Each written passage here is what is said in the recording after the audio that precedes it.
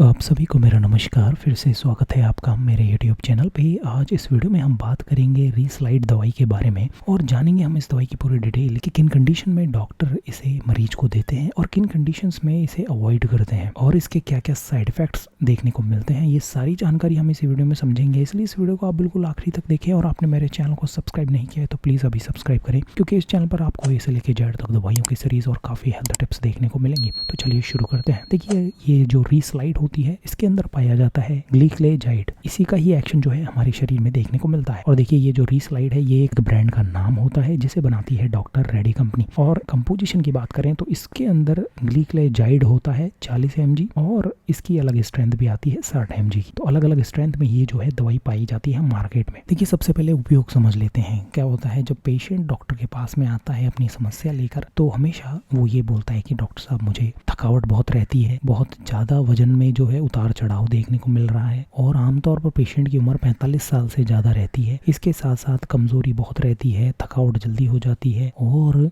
अगर घाव हुआ है तो बहुत ज़्यादा टाइम लग रहा है उसे सूखने में। इसके अलावा पेशेंट ने अगर पहले ग्लूकोज का टेस्ट कराया है तो वो ये भी बताता है कि पहले मेरे शुगर जो है बहुत ज़्यादा आई थी। तो इस कंडीशन में डॉक्टर चेकअप करता है, डॉक्टर वापस ब्लड ग्लूकोज का टेस्ट करता है। उसके दौरान पता चलता है कि पेशेंट को टाइप 2 डायबिटीज़ मेलाइटिस है, इसका मतलब शुगर की बीमारी है। तो पेशेंट को ये दवाई जो है डॉक्टर देते हैं जिसका नाम होता है ग्लीक्लेजाइड। अब देखिए, हमारे ब्लड के अंदर शुगर लेवल को कम करती है। अब देखिए, कई बार क्या होता है, पेशेंट पूछ लेता है कि डॉक्टर साहब, ये दवाई काम किस तरीके से करेगी मेरे शरीर पर। तो डॉक्टर उन्हें समझाता है कि देखिए, ये जो दवाई होती है ये क्या करती है, कुछ रिसेप्टर्स होते हैं जिसे सल्फोनाइल यूरियस रिसेप्टर बोलते हैं। वहाँ पर एक ATP सेंसिटिव पोटेशियम चैनल होता है जिसे ओपन करते हैं। इसके साथ साथ क्या होता है, जो बीटा सेल्स होती हैं वहाँ से इंसुलिन क्या है इसके फलस्वरूप रिलीज होने लगता है। और इंसुलिन ग्लूकोज का दुश्मन होता है और इंसुलिन, इससे क्या होता है, ग्लूकोज जो होता है ब्लड में वो कम होता है और उसको सेल्स में एंट्री मिलती है ग्लूकोज को और उसका जो नॉर्मल फंक्शन है वो देखने को मिलता है। तो इस तरीके से ये दवाई जो इंसुलिन रिलीज करवाने का काम करती है, बीटा सेल्स, पैनक्रियाज के अंदर बीटा सेल्स होती हैं, वहां से इंसुलिन रिलीज करवाने का काम करती हैं ये दवाइयाँ। ठीक है, इसके साथ साथ देखिए, पेशेंट को डॉक्टर ये भी समझाता है कि देखिए, कुछ कॉन्ट्राइंडिकेशन है, इस कंडीशन में ये दवाई उपयोग में नहीं ली जाती। जैसे पेशेंट को टाइप 1 डायबिटीज है, इंसुलिन शरीर में है ही नहीं, तो ये दवाई असर नहीं करेगी। इसके साथ साथ कीटो एसिडोसिस है, सीवियर डायबिटिक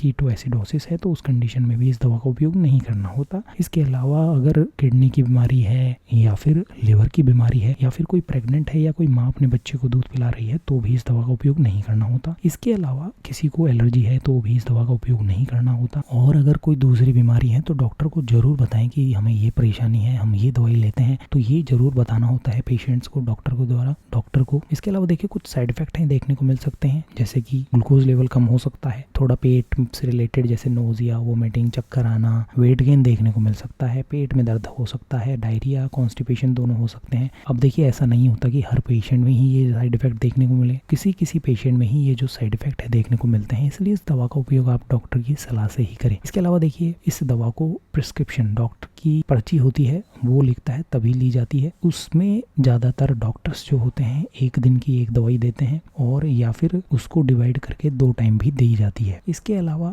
इसे खाना खाने से पहले लें, क्योंकि इससे क्या होता है, ग्लूकोज कम होने का जो चांस है वो कम होता है। इसके अलावा पैटर्न जो है, खाना का जो पैटर्न है वो सेम फॉलो करना पड़ता है, क्योंकि क्या होता है, कई बार अगर आप खाना कम खाएंगे तो हो सकता है हाइपोग्लाइसीमिया हो जाए आपके शरीर के अंदर, क्योंकि आप दवाई तो उतनी ही ले रहे हैं, खाना आपने कम खाया। तो ये चक्कर कई बार पड़ता है और डॉक्टर्स इसे समझाते हैं पेशेंट को। और देखिए, अपने राइट साइड में आप देख सकते हैं अलग अलग ब्रांड की दवाई है। जैसे आज हमने समझा रिक्लाइड दवाई के बारे में, यहाँ पर आप देख सकते हैं ग्लीस्लाइड है, यहाँ पर देख सकते हैं। तो देखिए, मार्केट में अलग अलग ब्रांड आती है, लेकिन कंपोजिशन क्या होता है वो मैटर करता है। अगर कंपोजिशन सेम है तो एक्शन भी सेम देखने को मिलेगा।